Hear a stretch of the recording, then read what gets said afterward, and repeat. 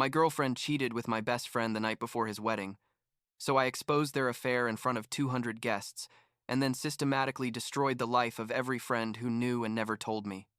I'm 29 years old. I manage my father's office supplies company, and what happened 6 months ago basically destroyed my entire social life and the image I had of the people I trusted most. The truth is, I'm still struggling to process everything, but I guess telling this story helps me make sense of it, or at least close that chapter once and for all. I don't know. Maybe I need someone else to know to confirm that I'm not crazy, that what I did was right, or at least that it was understandable given the circumstances. I met Jessica in college. We were like 21 years old, and from the first moment I knew she was special. Not in that cheesy way you see in movies, but more because we fit perfectly together, you know? We liked the same shows, had the same kind of sarcastic sense of humor, and we could spend hours talking about anything without getting bored. We started dating in our sophomore year and basically became inseparable. She was studying graphic design and I was doing business, administration, because I already knew I would eventually end up working with my father in the family business. But at that time it seemed very far away, and I honestly didn't care much. What made those years so good wasn't just Jessica, it was the whole group. We had this circle of friends that formed kind of organically in college. You know how it is. You meet people in classes, at parties, and suddenly you have this solid group you share everything with. There was Ryan, my roommate who became my best friend, Brandon, who studied business with me, Emily, who was like the mom of the group, always organizing everything, Rachel, who studied marketing and was super outgoing, and some others who came and went, but these were the core. We did everything together: weekend trips, game nights, barbecues, the usual. It was one of those friendships you think will last a lifetime. You know what I mean? Ryan and I were particularly close. We shared a room for 3 years. I mean, that guy knew all my secrets, my weird quirks, my worst moments. I was there when his dad died of a heart attack in our 3rd year. I stayed up with him all night while he cried and processed everything. He was there when my grandfather passed away, and I basically fell apart because we were very close. That level of friendship, you know? The kind you think are unbreakable. After we graduated, we all stayed in the same city, which is kind of weird because normally people disperse, but I think we all felt so comfortable with the group that nobody wanted to move away. Jessica and I moved in together about a year after finishing college, a small but nice apartment near downtown. I started working officially at my father's company, which sounds fancier than it is. We basically sell office supplies to other businesses. Nothing fancy, but it pays well, and my father had built a good reputation in the area. Jessica got a job at an advertising agency doing design and seemed happy, though she always said someday she wanted to work independently. The years went by fast, honestly. We kept going out with the group religiously. Every Friday was a night for something, whether going to a bar, having dinner at someone's house, or just getting together to watch movies. Jessica and I were solid, or so I thought.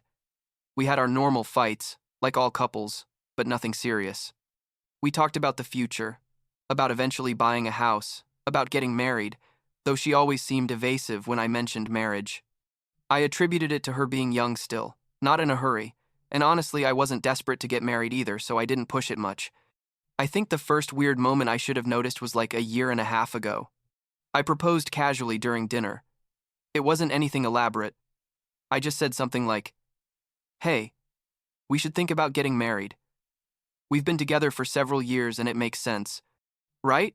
She got super uncomfortable, like she changed the subject almost, immediately. And then when I brought it up again days later, she told me she wasn't ready. That we had time. Why rush? I let it go because, well, she's right. There's no rush, right?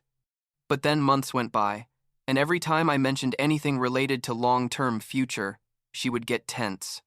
I tried again like 6 months before all this, basically a year after the first time, and her reaction was worse, almost like angry, telling me to stop pressuring her, that not everything had to be how I wanted it. That hurt me a little, but I thought, okay, maybe she's really stressed with work and it's not the best time.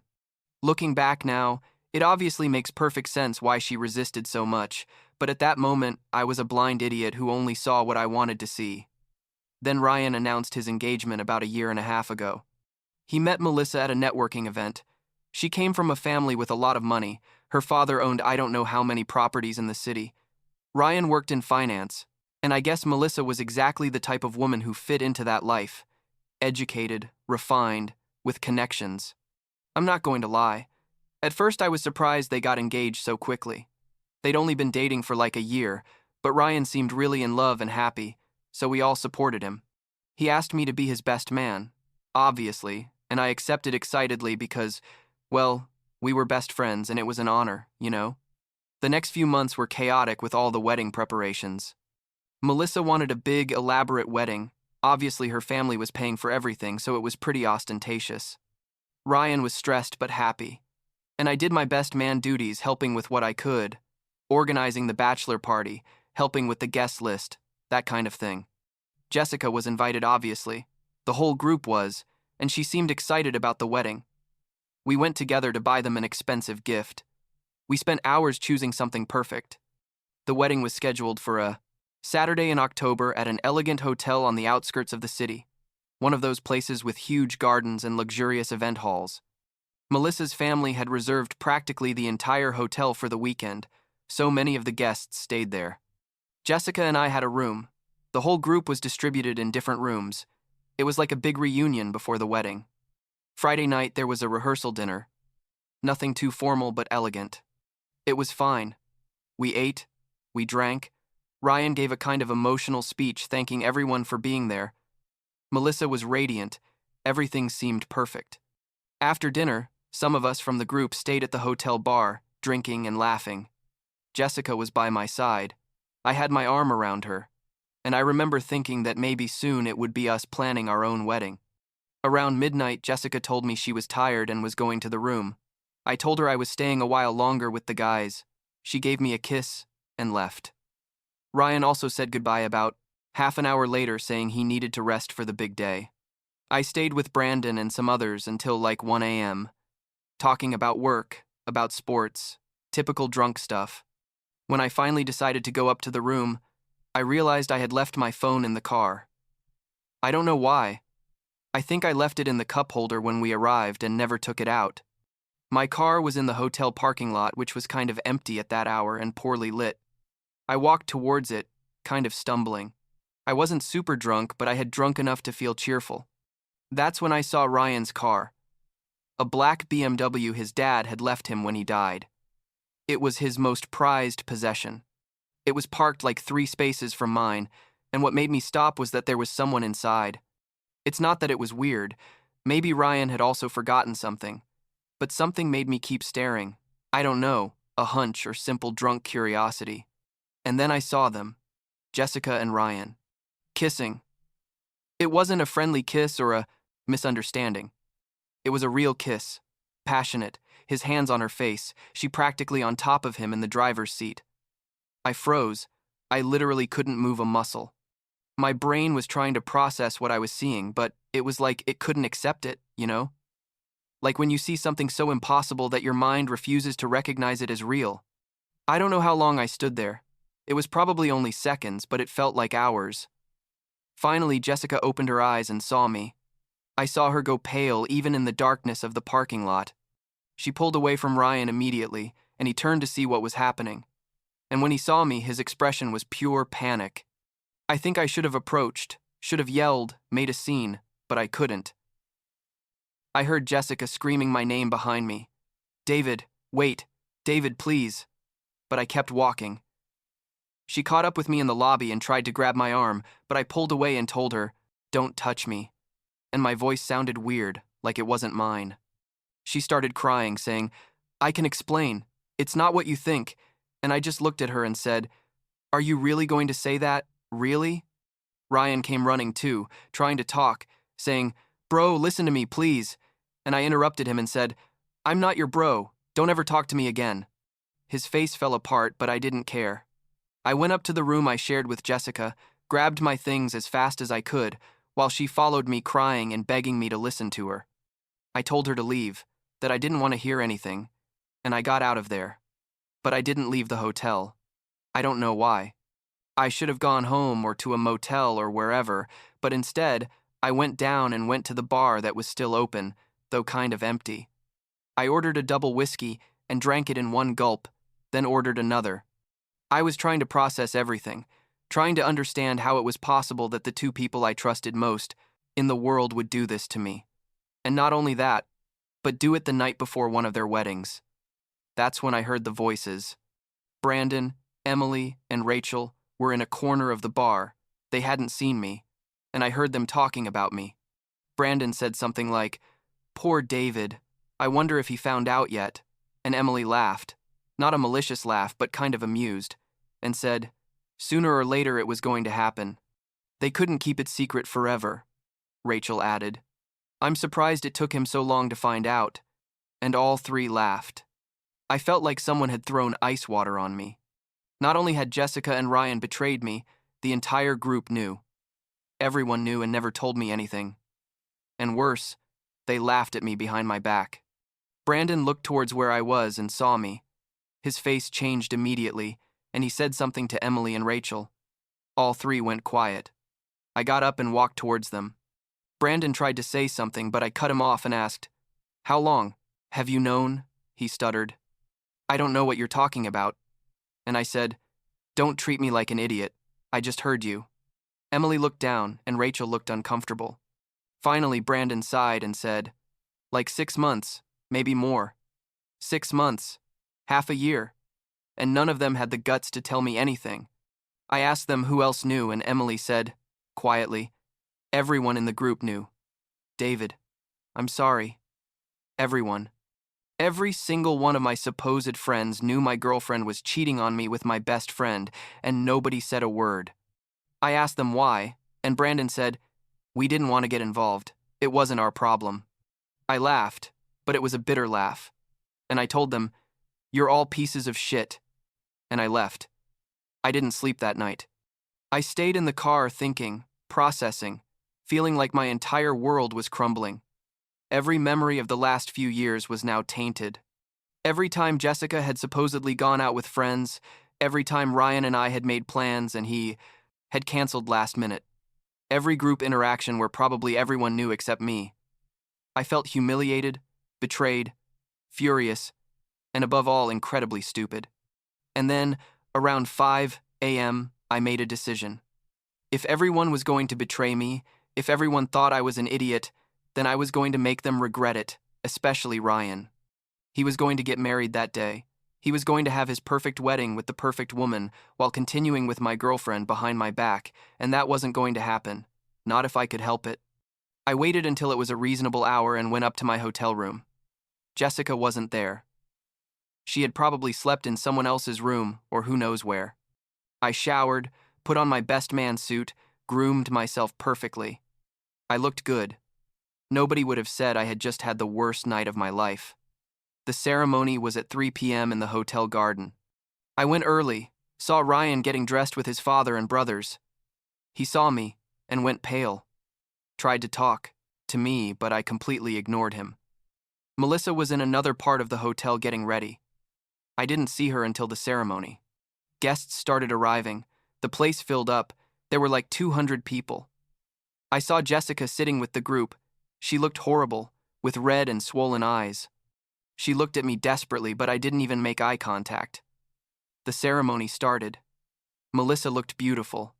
Her father walked her down the aisle while the music played. Ryan was at the front with the officiant, me by his side as best man. Melissa arrived at the altar, handed her bouquet to the maid of honor, and took Ryan's hands. The officiant began with the traditional speech about marriage and love. When it came time for objections, the officiant said, "If anyone has a reason why these two should not be married, speak now or forever hold your peace." Normally nobody says anything at that moment. It's more of a formality than anything else. But I stepped forward and said, "I have an objection." The silence was absolute. Everyone was looking at me. Melissa's eyes were like saucers. Ryan tried to grab my arm, but I pulled away. And then I said, loud and clear so everyone could hear, "This wedding cannot take place because the groom has been having an affair with my girlfriend for at least the last 6 months. I saw them kissing last night in the parking lot, and apparently all our friends knew except me and the bride." The chaos was immediate. Melissa turned to look at Ryan, demanding he say it was a lie, But Ryan couldn't. He just lowered his head. Melissa's family started yelling. Her father approached Ryan furiously. Guests started murmuring and taking out their phones. Some from the group looked horrified. Melissa started crying. Not a delicate cry, but deep sobs. And she yelled at Ryan, "How could you?" She took off the ring and threw it in his face, and then ran off towards the hotel, followed by her bridesmaids. I stood there for a moment, watching everything fall apart, and then I simply left. I walked to my car, ignoring Jessica, who was trying to catch up with me, yelling my name, ignoring Ryan, who was crying and telling me I ruined everything, ignoring everyone. I got in my car and left. I drove straight to my parents' house, which was like 2 hours away. I hadn't talked to them about any of this yet. When I arrived, my mom immediately knew something was wrong, and I told them everything. My father was furious. My mother was crying, but both supported me completely. They told me to stay there as long as I needed. The next few days were hell with calls and messages. Jessica called non-stop, at first begging me to forgive her, then angry, telling me I had ruined her life by exposing everything that way. Ryan also called, sent long messages explaining that he loved me, that he never wanted to hurt me, that things just happened. I blocked them both. I blocked everyone from the group, but I wasn't satisfied. Exposing Ryan at his wedding had been satisfying. Yes, but everyone else who betrayed me was still going on with their normal lives, probably feeling bad for a while, but without real consequences. And that didn't seem fair to me. So I started investigating. Not in a sick or obsessive way, or maybe a little bit, but I didn't care. I had time and motivation to spare. I started with Brandon, who worked as a sales manager at a tech company and had a side consulting business. I dug into his social media, his posts, what he shared, and I found something interesting. Vague mentions about leads, about contacts, about how to get clients. I investigated more and discovered that Brandon was selling lead information from his current company to competitors, basically selling trade secrets. He had a private Facebook group where he offered this information for money. I gathered all the evidence I could, screenshots, conversations, posts. And then, anonymously, I sent it to his boss and his company's human resources department. A week later, I found out, through mutual acquaintances, that Brandon had been fired. They said it was for violating confidentiality policies and that he would probably face legal action. I felt good about that. I'm not going to lie. I continued with Emily, who had a moderately successful food blog and worked with local restaurants doing reviews. I dug into her content and noticed something weird. Mediocre restaurants had brilliant reviews from her, and there were patterns in how she wrote certain reviews. I investigated more and found that Emily was writing fake positive reviews in exchange for payments from restaurants, something totally unethical in the world of food bloggers. I gathered evidence of conversations she had carelessly had on social media, payments she had casually mentioned, and I exposed it all in social media groups of the local food community. Her reputation went down the drain almost immediately. Restaurants stopped working with her, she lost followers massively, and her blog basically died. Rachel worked as a marketing consultant for medium-sized companies. What I discovered about her was, maybe, the most serious. On her LinkedIn and professional website, it said she had an MBA from a prestigious university. But I remembered that Rachel had left college after her bachelor's degree to work. I investigated, and sure enough, she had never done a master's. Her degree was fake. I anonymously contacted her biggest client, a manufacturing company that paid her very well for her services, and informed them about the fake degree with evidence from the university records. The company fired her immediately and threatened to sue her for fraud. Her consulting career suffered a massive blow. There were others in the group who also knew about the affair, but for them I did smaller but equally annoying things. One of them had mentioned on social media that he cheated on his tax returns, so I sent an anonymous tip to the IRS. Another had posted photos of himself driving drunk, so I sent those photos to his employer. Nothing that would completely ruin their lives, but enough to cause them significant problems. Did I go too far? Maybe. Probably. But at that moment, I didn't care. Every time one of them suffered consequences for their actions, I felt a small satisfaction, like the universe was finally balancing things out. They had chosen to laugh at me. They had chosen to keep the secret, and now they were paying for those choices. Jessica tried to see me about 3 months after all this. She showed up at my father's company, came into my office crying and begging that we talk. I told her I had nothing to say to her, that everything was over. She yelled at me that I was a monster, that I had ruined all our friends' lives, that Ryan had lost everything because of me. I told her they had ruined their own lives with their decisions. I just made sure they faced the consequences. She called me vengeful and cruel, and I simply told her to leave and never come back. Ryan also tried to contact me eventually.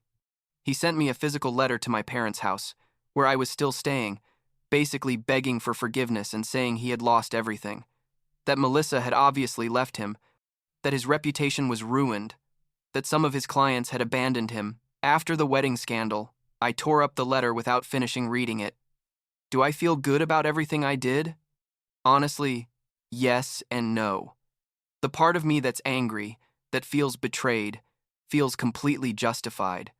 They hurt me in the worst possible way.